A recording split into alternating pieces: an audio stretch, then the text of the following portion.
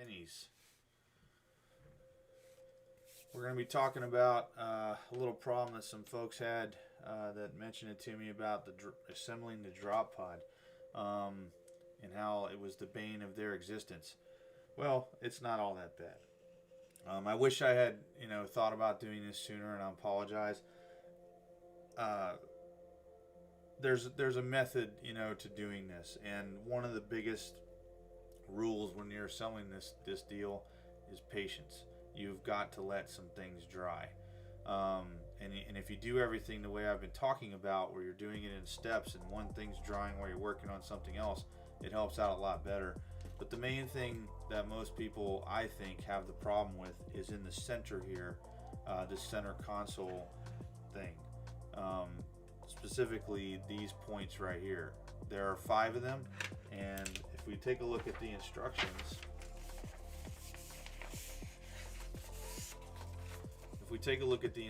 they don't really tell you much, okay? I mean, literally it just says, put it here, put that on top, and that's it. What I find helpful is to put all of these together first, then put this on top and push it down on a hard flat surface. Do these relatively loosely, and then you can go ahead and attach it to this plate, and then once all of that is dried, then I worry about attaching this plate to this plate. And you don't want a lot of glue anywhere near these these pivot points for the doors and whatnot, because all of this stuff is going to be what ends up helping to line up your drop pod doors and stuff like that. I mean, we're not even talking about the vanes here yet, but one of the things that I've noticed that I think most people probably have a problem with here, and I already have one set completely going around here of the restraint harnesses that are put together, is putting these on. Okay, I think you're tempted, and I haven't actually looked at the instructions. I'm kind of sort of looking now. I don't know, they're just as bad. I mean, if you take a look at this, I mean, it doesn't, again, it's just telling you what goes where. It doesn't really say, what you should do or when you should do it, and then that's the last page. I think most people, what they'll do is they'll take and put, I don't have one, but anyway, they'll take 2 of these and they'll put them together, glue them together first, and then they'll try to at least at this this junction or pivot point here, sorry, let me get that a little clearer for you, and then they'll try to assemble everything. Well, what I've done is all of these brackets that they go on, these are all loose for me. I did not glue those in right now because I want the wiggle room, so that way I can turn around and manipulate this piece however I need it. So another thing that I do is I don't put any glue on that pivot joint, okay, right here at all.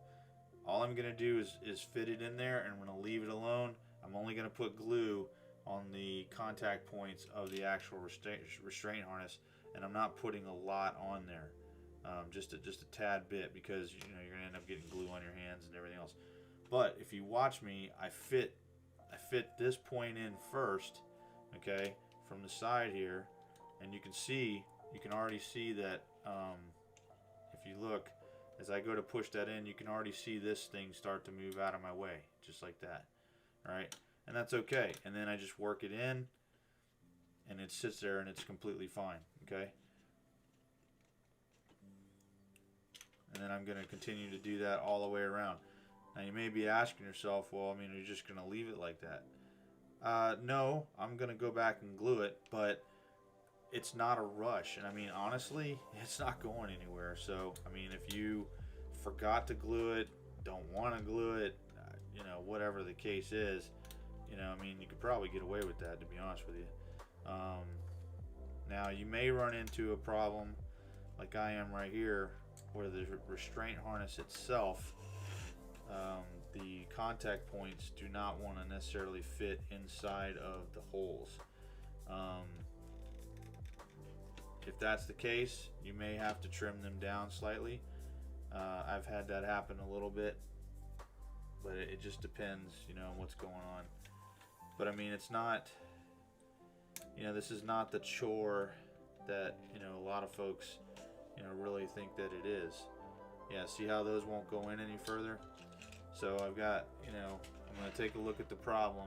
It looks like the hole wasn't actually molded correctly. You're not going to really be able to see this. This is really small. So the alternative to that is either one, dig it out like I'm doing right here, and make sure you're not going to cut yourself, or cut this down itself, which is probably the better bet in this case, because ultimately the only thing that has to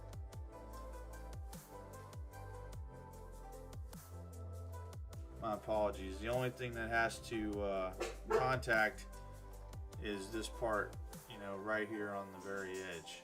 So, let's see here. Gonna snip off a little bit there. Snip off a little bit there. We'll try our gluing again, see if we can't fit it in there.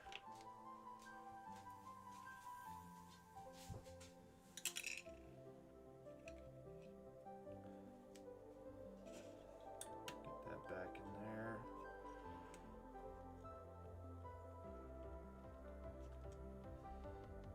And what we're dealing with, it's not going in, is just the way those holes are actually made. So I'm gonna have to, you know, kind of whittle it down, if you will, like you would, you know, a stick.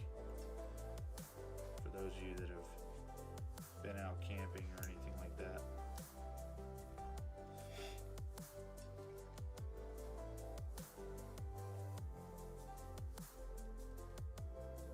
But again, I mean, there's no point in like really getting frustrated over this stuff. You just gotta, you know, think through it.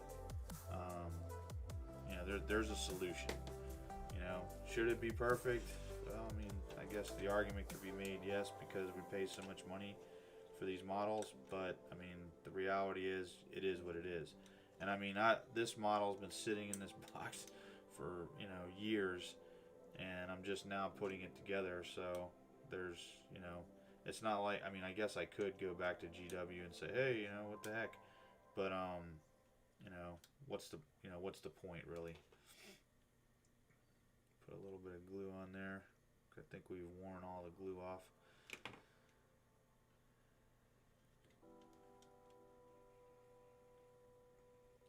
But again, patience is key. It really is. And you know, you've got to, I mean, think about it. I mean, take a look at, you know, right over there to that drop pod that's fully assembled. You know, it's not an overly hard project to do. Now, you may be asking yourself or saying to yourself, well, Scott, I mean, look at that door. You know, it's not closed all the way. Well, you're right. It's not. There's a relatively small manufacturing issue, if you will, down at the bottom. But it's easily remedied, you know, if you really want to, with a magnet.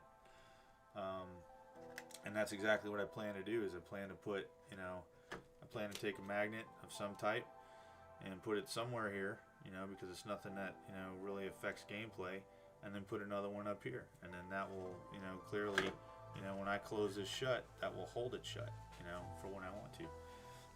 But I mean, ask yourself, you know, is it really even necessary? You know, when you're displaying them, are you going to display them like this, or are you going to display them with the doors open in a dynamic pose, you know, where your Space Marine is, you know, coming out, or what have you? Sorry, wrong Marine. You know, or what have you. But it's, you know, there's nothing, you know, essentially I guess what I'm trying to do is help you take the frustration out of building a drop pod. You know, it's not overly impossible. So anyway, I'm going to continue to assemble this, and if I look at, you know, any other problem parts or whatever like that, I will go ahead and let you guys know. Thanks for tuning in. See you next time.